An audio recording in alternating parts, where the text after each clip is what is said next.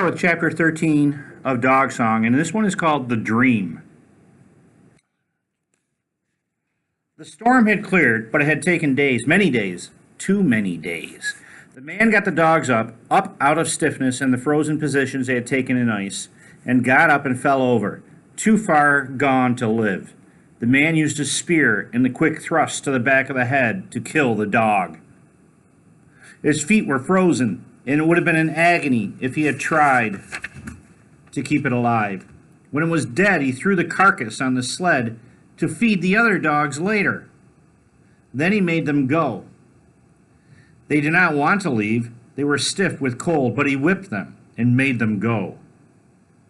Across the strange dream grass and dream snow they moved, the bone and ivory sled starting slow and pulling hard. He stopped and urinated on the runners, using a piece of hide with hair on it to smooth the new ice, and the sled pulled much easier. And now, where the land had been open and barren, there was much game for the man. He passed herds of caribou, once another mammoth, which had died and was frozen, with giant wolves tearing at it. The wolves watched him pass. Two of them made a small sweep toward the sled and the man. There were times when they would have killed and eaten both the man and the dogs, but there was much easy meat on the mammoth. They turned away without making an open threat, but it wouldn't have mattered.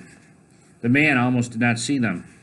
He had one purpose now, driving the lined-out team in front of him, down to 4 stiff dogs, but loosening by the mile. He ran them out. The whip cracked and it cracked again, reaching out to flick meat from their backs, meat and tufts of hair that flew into the cold, and they ran for him. They ran for home. Across the white land they ran, across the whiteness that was so bright. In the dream it turned at last into light. White light, with the dogs churning through the brightness, legs slamming forward and down, feet kicking up snow, day into night, into day and night into day. The dream dogs ran in the dream world across the white light until finally in the great distance they disappeared, and out in front of what they were, what they had become, Russell could see the space where the tent was in the dream. But it was the tent space only. Torn leather, ripped skins that flew and flapped, tattered banners in the never-ending Arctic dream wind. Where there had been a place of life, a place of laughter and round fat faces, where there had been a place of things that meant home and living, there was only the black shreds of flapping leather and the signs of death, an end to things. No, Russell thought, out of the dream, but still in it, some way he did not understand. No, that cannot be. But it was. In the dream it was. There was an end that came in the north, an end that came to all things, the same that came to Ugruk. The wolves had come. And when they were done, the small white foxes had come. And where there had been a woman and 2 children, where they had ended their lives, there was nothing. 2 bones. Neither of them was identifiable except as bones. But they were human, because they had not been cracked for the marrow. And if they had been left for meat, the woman would have cracked them to eat, or the marrow. One small and the other large and long. 2 bones.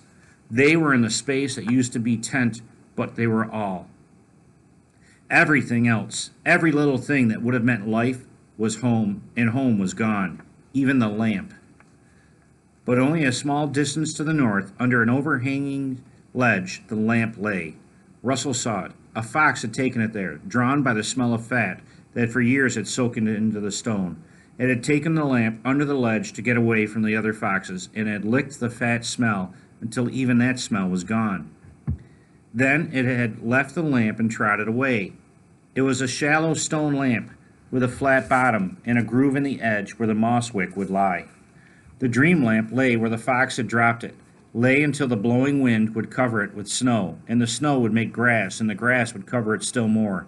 And then the snow and grass would, each after the other, time after time, mat the lamp down where it would lie forever, or until somebody came to move it. The lamp, Russell Dream thought. Not all that was left. Another shift came. The dream moved sideways once more, and he saw the man. Into the night and back to the day, the man had driven the sled until the dogs were staggering, falling. They were run down so far they would die surely. There would not be a team when the man was done. There would only be dead dogs. Nothing but the man would be left.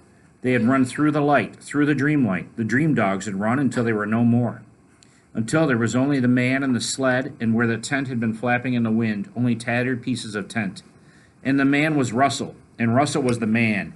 He knew that the woman and 2 children were no more than that the dog, and that the dogs would be no more, and that's when Russell awakened in his own tent and saw the lamp. Saw the flickering lamp and felt himself bathed in the stink sweat of fear, and knew in his center, that it was the same lamp, and that it was all there was left of what had been. That's when Russell awakened in his own tent and knew that there was not a line any longer between the dream and the run. That's when Russell awakened in his own tent, stinking of fear and sweat, knowing that the dream had become his life, and his life and the run had become the dream, and the woman was looking at him.